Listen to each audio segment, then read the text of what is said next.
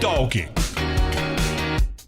Somos uma grande família aqui no Pop Talk, com você junto, que faz parte da família RTM, da família Lion. Essa família maravilhosa, Simval. E você, Simval Filho, que é meu irmão, cara. Olha só. Essa família é muito linda. É um pouco oriçada às vezes, mas é muito legal estar aqui com vocês que nos assistem. Andrezão, Felipe. Um salve pro Carlos lá da Bolívia, né? Que ele está ausente da nossa bancada. Estará muito bem substituído pelo nosso queridíssimo. Posso apresentar? Pode apresentar. Autor da Lion, amigo querido, doutor em história medieval, gosto de falar essas coisas. Pode. Eduardo Medeiros. Fala aí, Eduardo. Dá um alô pra galera. Bem-vindo, Edu.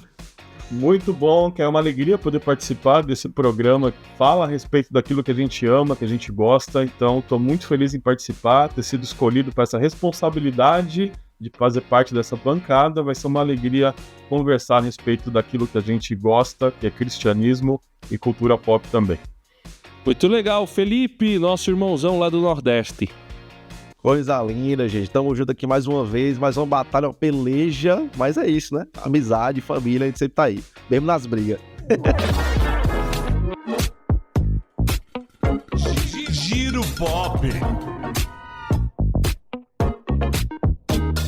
Simval, temos uma nova temporada de uma série Sobrevivente. Exatamente. Acho que é talvez a única, né, além do... É a única, né? Tem o The Batman, né? Digamos assim, que sobreviveu, mas não era do DCU antigo. Exato. Porém, agora o Pacificador chega agora em agosto, dia 21, em grande estilo, né? Nova temporada. Ele se passa após os eventos do filme do Superman, curiosamente. Olha. Vamos saber o que vai acontecer. Ele tem conexões com o filme, mas claro, é o DCU novo agora, né? Sob a batuta do James Gunn. Ele já já trata esse multiverso da DC, digamos assim, que de forma distinta. Então aquela conexão não é aquele padrão Marvel, né? De uma coisa ligada à outra, o filme que não acaba, a série que não acaba, não. Tem um universo fechado do Pacificador. É só que você tem que tirar as crianças da sala, né? Tem muita bobagem ali e tal. Mas é uma galhofa boa. Vamos ver o que a DC vai aprontar após o Superman. Eduardo, a gente tem um outro filme que vai estrear também, que não é muito família, que é A Vida de Chuck. Pois é, então, ninguém tá falando muito a respeito disso, mas eu tô bem empolgado com a ideia, porque é uma somatória de coisas a respeito desse filme, é baseado num conto do Stephen King, então já espere pelo inesperado, e tem um elenco de peso, né? Conta com, basicamente, né, temos Luke Skywalker e o Loki na mesma produção, né? O Mark Hamill e o Tom Hiddleston no mesmo filme. E o que eu acho interessante desse filme é que ele é contado de trás para frente. O conto, pelo menos do Stephen King, aborda apocalipse, né? O mundo está se desfazendo e a gente vai acompanhando a vida do Chuck, que é interpretado pelo Tom, só que de trás para frente. A gente vê o final do filme primeiro para entender as coisas na origem da vida dele. Quando inverte a lógica dos atos do filme, eu já gosto. Já acho interessante aí porque foge um pouco do comum. E também é dirigido pelo Mike Flanagan, que ficou bastante famoso aí com as séries de terror da Netflix, né? A Missa da Meia-Noite e a Mansão das Famílias, lá aquelas séries a respeito de mansões ali e tudo mais. Então eu acho que vai ser uma boa proposta. Foi aclamado no Festival de Toronto recentemente e estreia dia 28 de agosto aí nos cinemas. Eu acho que vai ser uma boa proposta para sair um pouco do comum. Acho que a gente está tendo uma sobrecarga de filmes de heróis ultimamente. Talvez sair um pouco, variar um pouco no cardápio faz bem. Eu estou bem empolgado aí com a estreia da Vida de Chuck no final do mês. Eu posso fazer um adendo? Eu achei que quando você falou da vida de Chuck, eu achei que era o boneco, né? Também. Mas aí quando você explicou... Jamais. Eu fiquei aliviado, né? Porque você tava tão empolgado no começo, foi isso. Jamais. Essa sobrecarga de bonecos assassinos aí, eu tô fora. Fazendo um outro parênteses, que ele falou lá as séries das mansões da Netflix. Eu não assisti, mas acho que não sei se é a mansão da família Hill, não sei qual delas aí, que o pessoal brincou falando que era uma espécie de A Viagem, né? E aí teve um programa famoso que pegou a abertura e botou a música do Roupa Nova lá. Nossa. Muito bom. Felipinho, você foi no Sana 25, maior evento geek, pop ou de anime, né? Otaku do Nordeste. Coisa linda, tá, galera? Eu vim do futuro aqui, né? Eu falei alguns dos programas passados que eu tava no campeonato, né? Vim do futuro para dizer que eu perdi, né? Infelizmente, nas Lowers, mas eu quase cheguei na final. Não satisfeito que eu perdi uma vez, que eu perdi em outro campeonato. Foi o campeonato de PUBG Mobile lá no dia. Perdi também. Mas o mais importante... Importante é participar. Exatamente, tava lá no evento lindo, Maravigold. A galera da Riot colou lá, tava especificamente na parte de Wild Rift ali, tá, o LoL Mobile, mas levaram influenciadores tanto da parte do jogo mobile deles quanto da parte do jogo deles do PC. E criei conteúdo com a galera lá também, tive contato com o pessoal também, foi bacana pra caramba. E não somente isso, mas a notícia mais importante é que o Sana superou, nesse ano, 25 anos de evento, né, atraindo 104 mil pessoas, superou todos os recordes até então, né? Então, assim, coisa linda que a gente tá conseguindo fazer aqui no Norte Nordeste. Espero que tenham mais eventos como esse também, e não só o Sana em si, que a gente consiga cobrir, principalmente o Optal, colar lá, vai ser bacana pra caramba, né? Vou tentar, galera. É só um adendo, eu tava torcendo por ele assistiu os programas, os últimos programas, e já tava nas quartas de final, falei, poxa, tava torcendo por você, pena aí, que na próxima vamos chegar no pódio aí. Vamos. Na próxima, o Felipinho consegue matar uns bonecos melhor. Mata o Chuck, já é um bom começo. Viajando por terras distantes.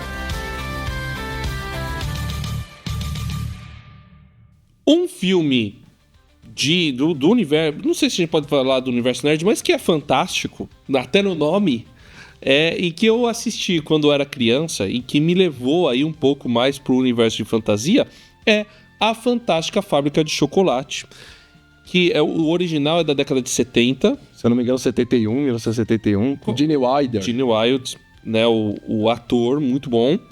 E depois foi refilmado em 2006, acho, ou 2010 agora? 2005. 2005, com Johnny Depp fazendo... Antes do cancelamento, né? Que fique claro. Johnny Depp fazendo o Willy Wonka, que é o dono da Fantástica Fábrica de Chocolate, dirigido por Tim Burton. E depois o queridinho Timothée Chalamet, que fez o Wonka no filme Wonka.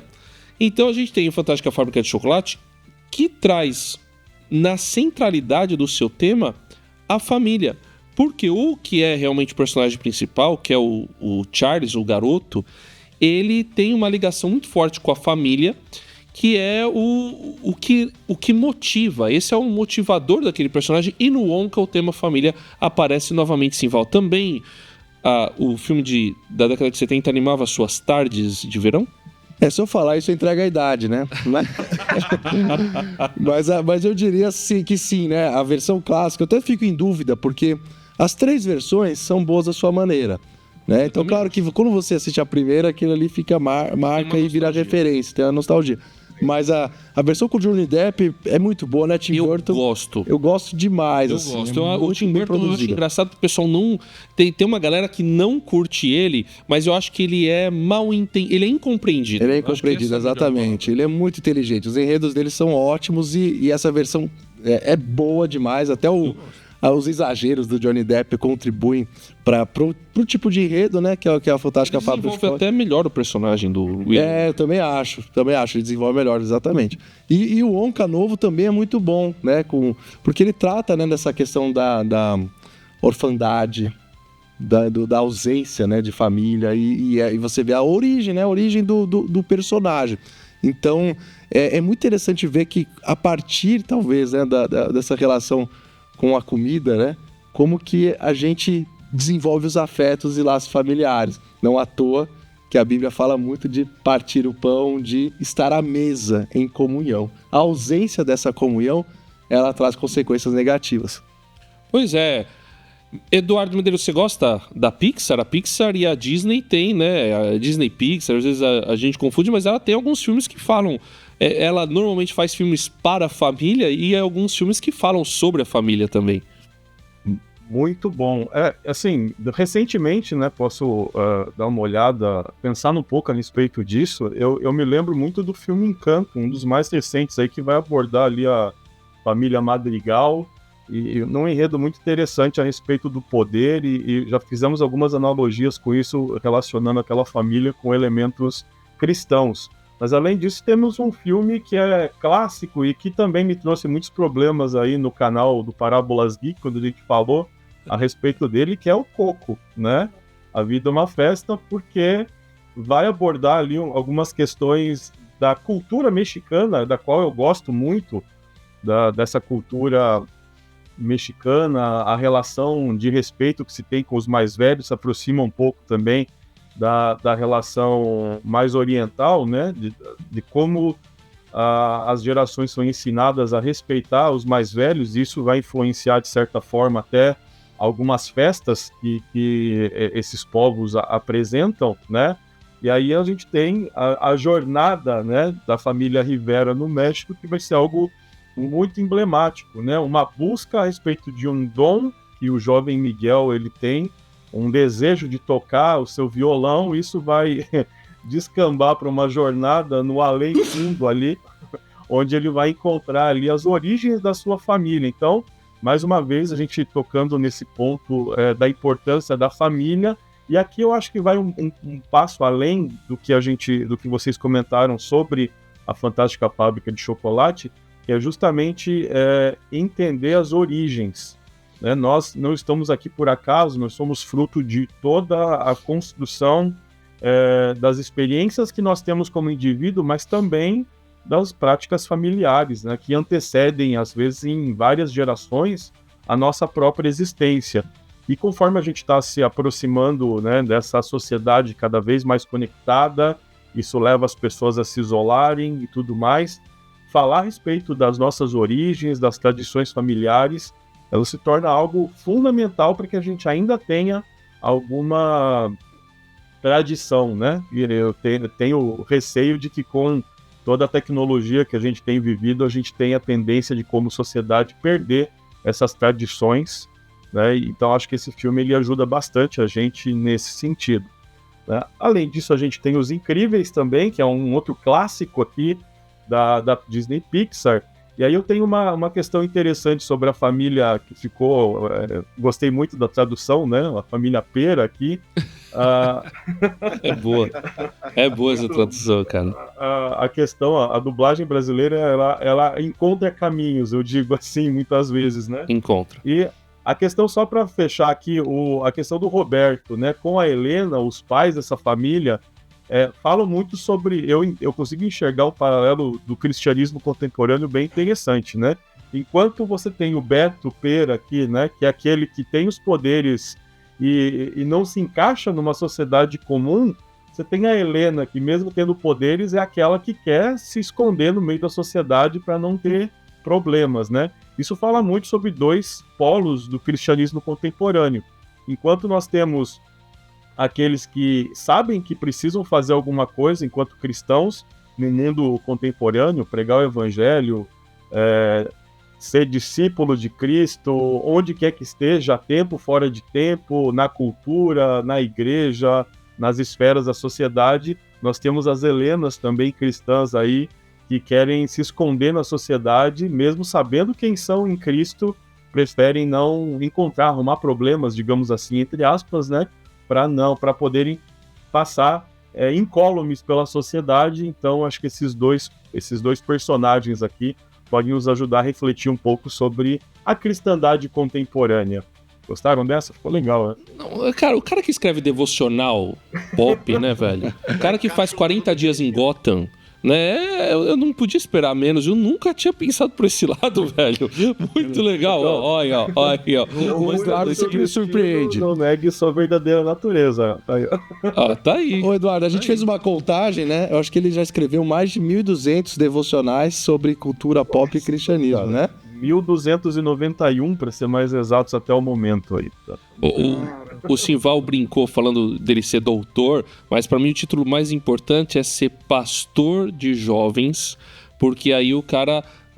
foi assim que ele começou, né? Fazendo essa ponte, é uma inspiração pra gente, né? Pra poder fazer isso, né? E a ponte com a cultura pop, né? E a gente vê a questão familiar, ela é muito presente em... Se você for pegar no grosso, ela é muito presente em quase todos os produtos. Alguns universos, eles vão tratar mais diretamente da questão familiar, né? O Viva, a Vida é uma Festa, é um negócio claro, e é aquele negócio, a gente tem que saber separar, né? O Viva, a Vida é uma Festa, ele trata do Dia de los Muertos, né? O Dia dos Mortos, que é uma festa tipicamente ali do catolicismo mexicano, né? Algo muito específico do México, E aí, mas você consegue separar, porque ele tá falando... aquilo é um pano de fundo. Ele tá falando sobre família, ele tá falando sobre legado, ele tá falando inclusive sobre crise familiar, porque a avó ali, ela tem um problema sério com o pai, né? Que ela tem, então, ou com a avó, não sei. Eu sei que é uma coisa assim... você conseguir separar isso é muito interessante. E Os Incríveis, né? Que é um filme de super-heróis, mas que tá falando sobre família. Nos animes e mangás, Felipe, a gente também tem algumas séries que falam especificamente a respeito de família. Por exemplo, Spy vs Family. Cara, essa eu vou deixar a desejar, que essa eu nem conheço, pra ser sincero. Na verdade, eu vi aqui no outro tinha Jojo também. Desses animes mais, entre aspas, mais novos assim, de temporada, o Carlos que tá acompanhando. Pena que ele não tá aqui hoje, eu não consigo falar tanto assim sobre. Mas eu queria falar sobre alguns outros animes também que eu também enxergo, esses pontos que o Eduardo tinha comentado.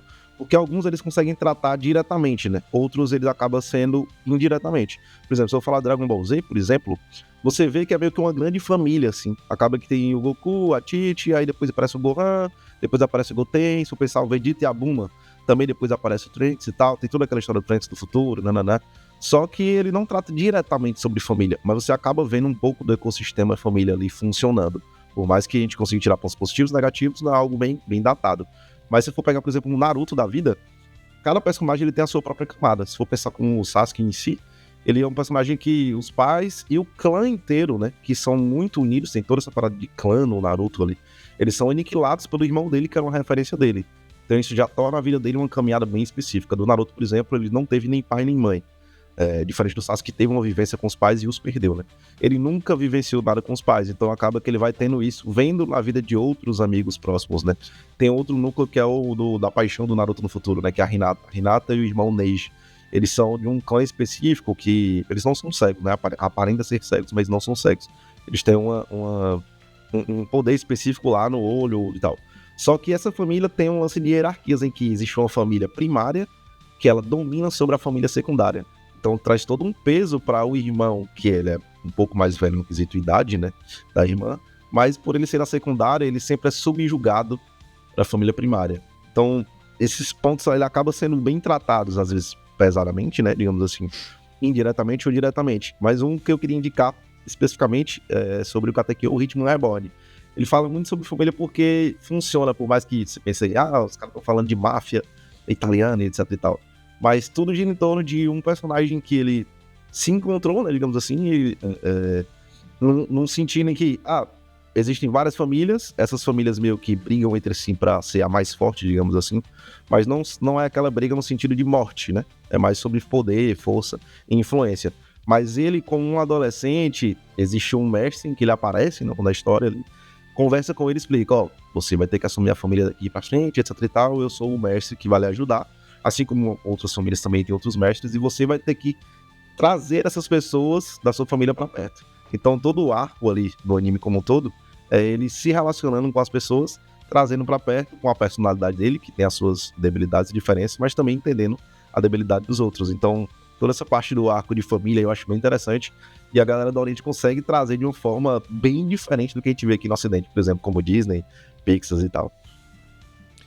Simval e Edu, quando a Bíblia fala sobre família, ela deixa claro, por exemplo, no Salmo 127, que se o Senhor não for o construtor da casa, será inútil trabalhar na construção. E depois vai dizer que os filhos são herança do Senhor, uma recompensa que ele dá. Ou seja, a família está relacionada com tanto uma herança do Senhor, né, algo que Deus deu, como algo que Deus sustenta. Então, as relações familiares, elas precisam ter Deus junto ali, certo, Eduardo? Com certeza.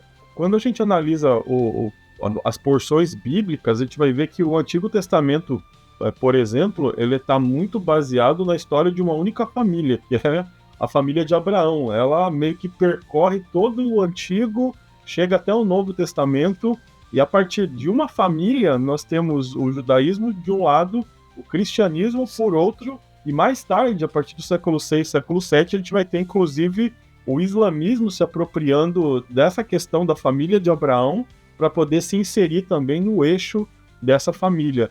Então, assim, quando a gente pensa que basicamente o Pentateuco todo, ele fala a respeito de o Gênesis, se a gente pegar a porção a partir de Abraão em diante, a gente está falando de uma família. É uma história de uma família. Até o final do livro com José, do Egito, a gente está falando da tradição de algumas gerações de uma mesma família. Só isso, para mim, já seria motivo e razão suficiente para a gente prestar atenção na questão, né? Nós temos dezenas de repetições ao longo do texto bíblico dizendo, olha, é o Deus de Abraão, de Isaac e de Jacó, mostrando que Deus é um Deus geracional. A partir disso, a família é a base de toda essa estrutura que está sendo construída, e é interessante a gente falar sobre isso em 2025, pensando que o texto bíblico do Antigo Testamento, ele está aí há milhares de anos e continua sendo relevante mesmo com as mudanças que a gente tem na sociedade. E claro, a gente não tem tempo aqui de aprofundar isso, mas a partir dessa perspectiva, a família é a essência, né? Tudo começa com uma família, né? E o texto vai seguindo essa trajetória familiar, e a gente vai ter dezenas, se não centenas de exemplos de famílias no texto bíblico. E o que é mais interessante, diferente de outros textos sagrados que só vão enaltecer as qualidades dessas famílias, desses fundadores, desses patriarcas, digamos assim, a Bíblia ela não dora a pílula, né? Você tem os problemas, você tem as qualidades, mas tem também as fraquezas, os desvios de caráter, para mostrar que se eles conseguiram, eu e você, nós também conseguimos alcançar algo em Deus, mesmo sendo fracos, imperfeitos, com famílias que não são aquelas famílias de comercial de margarina, mesmo assim ainda há esperança para nós. É isso aí, lembrando, né, que se você, porventura, né, teve uma família disfuncional, né, digamos assim, ó, que nem esse cara aqui, e outros filmes, Poderoso Chefão, a gente pode falar vários filmes de referência de famílias disfuncionais. Em Cristo, nós encontramos sempre uma família na fé, né? Na Bíblia, a Bíblia trata a nós, né, como parte da experiência de receber a Cristo. Nós, no nosso coração, nós nos tornamos adotados, né, como se nós fôssemos filhos adotados e partes de uma mesma família, né? Em Romanos vai falar, Romanos 12, que nós somos parte do mesmo corpo e todos estamos ligados uns aos outros, que é a Igreja de Cristo. Ou seja, nós ganhamos uma família nova, aqueles que estão ligados a Cristo. E é muito lindo a gente ver isso, porque a gente de fato pode experimentar no corpo de Cristo talvez aquilo que na nossa família não aconteceu, né? Como a gente vê em muitos filmes e séries que tratam dessa disfuncionalidade da família. A gente não presta muita atenção, a gente usa esse subterfúgio gospel, digamos assim, para quando você não sabe o nome da pessoa que está com você, você chama de irmão, né? Mas quando a gente analisa com mais profundidade o peso que isso tem enquanto família de Cristo, né? É verdade. O fato de nos chamarmos de irmãos em Cristo, isso tem um poder muito grande, quer dizer que em Cristo somos todos parte da mesma família. Então, e dica, né? Tente na medida do possível saber o nome das pessoas na igreja aí para criar uma conexão maior com os irmãos. Pop Talk Review. Simval, Paradise. Fala pra eu não conheço. Paradise. Em pouquíssimos segundos. Faz essa análise. É uma série recente, né, dos últimos meses aí que estreou na Disney Plus. E ela fala de um enredo que é muito interessante, fala de relações familiares, inclusive, tá? Que é um futuro em que aquela guerra climática, tal, os efeitos, né, das mudanças climáticas chegaram a um limite e, de repente, as potências elas criam um paradise, um lugar em que, aliás, os Estados Unidos, perdão, não as potências entram no conflito nuclear ali, a coisa sai do controle, eu não vou entregar muito, mas elas criam um lugar de refúgio, um lugar que é como se fosse um novo paraíso. Só que é claro, né? No paraíso que é feito por homens, algumas coisas ruins acontecem. E ali tem uma trama que eu não posso te falar muito, porque senão entrega os spoilers aqui. Mas é uma trama que envolve política, porque nesse paraíso o presidente dos Estados Unidos e algumas grandes corporações, elas que armam esse cenário e se refugiam lá com parte da população dos Estados Unidos. E tem uma trama de suspense, de mistério, de morte, de intriga. Você fica ali do começo ao fim querendo saber, afinal, quem é que mata um dos personagens principais. Então, é muito interessante, porque todos os protagonistas têm uma relação conturbada com as suas famílias. E esses enredos, se entrelaçam de uma forma que você fica até o último episódio. É uma minissérie de 8 episódios, tentando descobrir, afinal, não só quem é o assassino, mas como que cada família vai se configurar no final de toda aquela situação que acontece, que perturba a paz do paraíso. Então, fica a recomendação, uma série muito boa, foi indicada a vários Emmys, etc. Vale a pena assistir, Paradise, Disney Plus. Recomenda. Para terminar, quero recomendar um jogo para ser jogado em família, Cronos. Ele é um jogo que é publicado pelo pessoal do Museu de Arqueologia Bíblica, lá ligado ao UNASP. E você vai, se eu não me engano, é Save Point, é o pessoal que publicou, Save Point, né? isso mesmo. E uma turma muito legal. E ele vai pegar Bíblia, arqueologia, para você poder fazer uma linha do tempo. Jogar em família, olha, é muito bom. Fica a minha recomendação. Eduardo. Bom, aproveitando o tema do programa e falando de família, eu quero recomendar um board game, né? Já que temos especialistas em todas as áreas aí. Raw Camera é um jogo de criar filmes. Então é um jogo cooperativo, gosto muito de trabalhar em família para não dar problema na competição, né? Então eu prefiro, nessa fase do meu filho com 10 anos de idade, a gente dá preferência aos jogos cooperativos. Em breve a gente vai para os competitivos, mas o jogo é muito interessante porque ele vai falar a respeito, justamente juntos a gente precisa criar um filme. Então a gente está num set de filmagem, tem todos os problemas de iluminação, de atores que rompem o contrato e uma série de outras coisas. Mesmo com os problemas que vão aparecendo ao longo das rodadas, nós temos que criar o melhor filme possível com o orçamento que temos. Então, acho que junta um pouco tudo que a gente está falando aqui. Então, resolvi trazer essa recomendação aí para vocês. Felipe. Bom, galera, eu já gastei minha ficha de comentários, né? Então vou citar poucas coisas. KPQ, o Ritmo Reborn, indico demais. Um anime pequeno de apenas 300 e pouquinho episódios. Lembrando que o último arco só vai ter no mangá, então não tem no anime. Então fica aí a indicação, braba.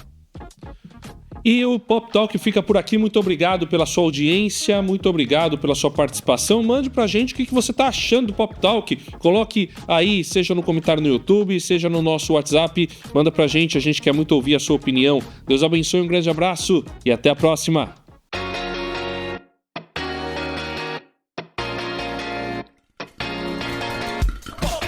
Pop Talk.